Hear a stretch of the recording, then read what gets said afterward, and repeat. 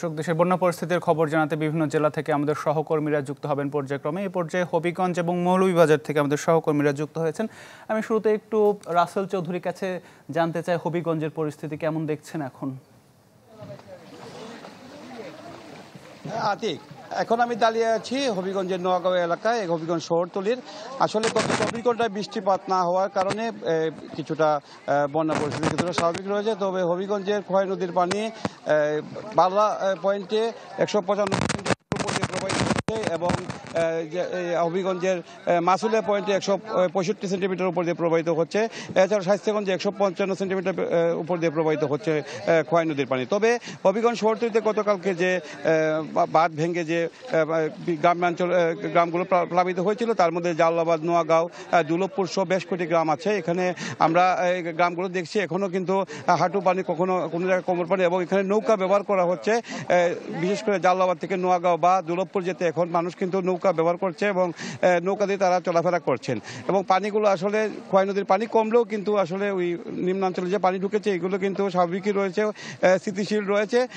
আজ কিন্তু হবিগঞ্জে বন পরিবেশ উপদেষ্টা সৈয়দ রেজওয়ানা হাসান কিন্তু আসছিলেন এবং উনি কিন্তু হবিগঞ্জের খোয়াই নদীর বাঁধ পরিদর্শন করেছেন এবং বাঁধগুলো তিনি ঘুরে দেখেছেন, যে বাঁধে যে ফাটলগুলো আছে, এবং তিনি পরিদর্শন করেছেন। তো হবিগঞ্জে কিন্তু এই জেলা প্রশাসক যিনি জানিয়েছেন আমাদেরকে, হবিগঞ্জে সার্বিকভাবে কিন্তু পরিস্থিতি অবহিত রয়েছে এবং হবিগঞ্জের প্রায় 5টি উপজেলার পাঁচটি উপজেলায় প্রায় 22টি ইউনিয়নের 40,000 মানুষ কিন্তু এখন পানিবন্দী রয়েছেন। তবে তাদেরকে শুকনো খাবার সহ পানি সরবরাহ করা হচ্ছে। আতিক। জি রাসেল, ধন্যবাদ যুক্ত হবার জন্য। আমরা এবার একটু মৌলভীবাজারের চিত্র দেখে আসতে চাই। সহকর্মী আব্দুর রব আমাদের সাথে যুক্ত রয়েছেন। আব্দুর রব, সেখানকার পরিস্থিতি জানাবেন।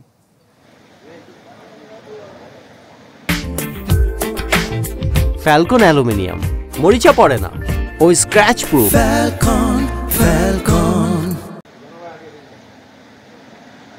হ্যাঁ ভাই,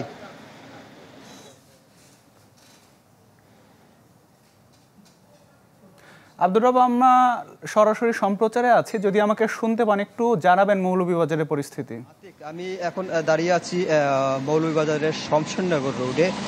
এই যে সড়কটিতে আমি দাঁড়িয়ে আছি, সেখানে গতকাল রাতে আবার ধলাই নদীর একটি পুরানো ভাঙন দিয়ে পানি প্রবেশ করে এই ধলাই নদীর পানি বিপদসীমার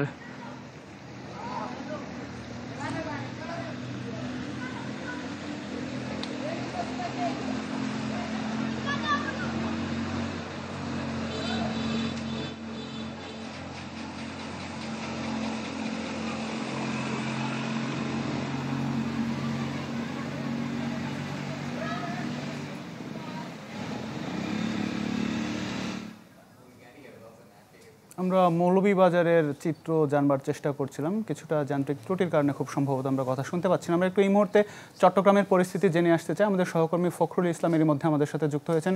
ফখরুল, দেখতেই পাচ্ছি হাঁটু পানিতে দাঁড়িয়ে আছেন আপনি, সেখানকার একটু চিত্রটা সার্বিক জানাবেন আমাদের।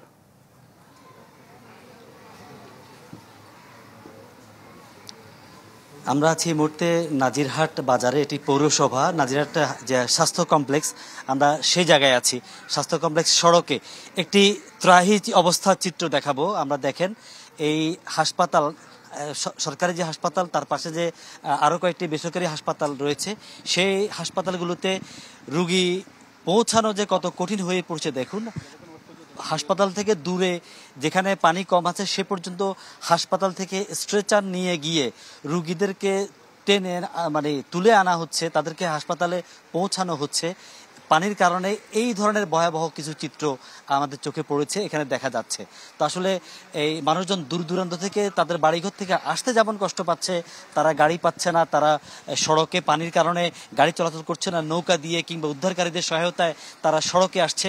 আবার সড়কে যদি উঠার পরও কোনোভাবে সদরে বা হাসপাতালে আসছে অথবা অন্য কোনো জায়গায় যাচ্ছে, তারপরে আবার তাদেরকে নতুন করে বিড়ম্বনায় পড়তে হচ্ছে। এখানে হাসপাতালের সহকারী যারা আছেন, এখানে প্রাইভেট ক্লিনিকের যারা স্বাস্থ্যকর্মী রয়েছেন, তারা সহযোগিতা করছেন। ফোন করলে, যোগাযোগ করলে তারা তখন স্ট্রেচার নিয়ে গিয়ে রুগীর কাছে নিয়ে গিয়ে সেখান থেকে রুগীদেরকে হাসপাতাল পর্যন্ত পৌঁছে দিচ্ছেন, চিকিৎসার ব্যবস্থা করছেন। কিন্তু এই সময়ের মধ্যেও তো রোগীদের এক ধরনের ভয়াবহতা তৈরি হয়। রোগীর যদি ব্যথা হয়, রোগীর তীব্রতা বাড়ে ব্যথার, কিংবা যদি কোনো প্রসূতি হয়ে থাকে, তার যে ডেলিভারি রোগী হয়ে থাকে, তাহলে সন্তান প্রসবের যে কষ্ট, সে কষ্টটা তো অনেক গুণে বেড়ে যায়। এছাড়া অন্য কোনো রোগীও যদি থাকে, তাদের অনেক রকম সমস্যা হয়। আমরা আরেকটু দেখানোর চেষ্টা করছি, আরেকজন এই যে এই যে রোগীর স্বজনরা, এই মাত্র যে যাদেরকে নিয়ে যাওয়া হলো, সেই রোগীর স্বজনদেরকে একটু দেখতেছি। একটু বলবেন চাচা, কি কষ্ট হচ্ছে আপনাদের, কি অসুবিধা বলেন তো? আসেন। আসলে তো অনেক কষ্ট হচ্ছে। আমরা ফটিকছড়ি বিবির হাট থেকে আসছি, এই মেডিকেল রোড দিয়ে ঢুকতে পারি না, জংঘাট দিয়ে ঢুকে এখানে আসছি, এখান থেকে আর ঢুকতে পারতেছি না। তো আপনাদের সহযোগিতাও পাইছি বিদায় স্ট্রেচারটা নিয়ে আমরা এখানে মেডিকেলে ঢুকতেছি এখন।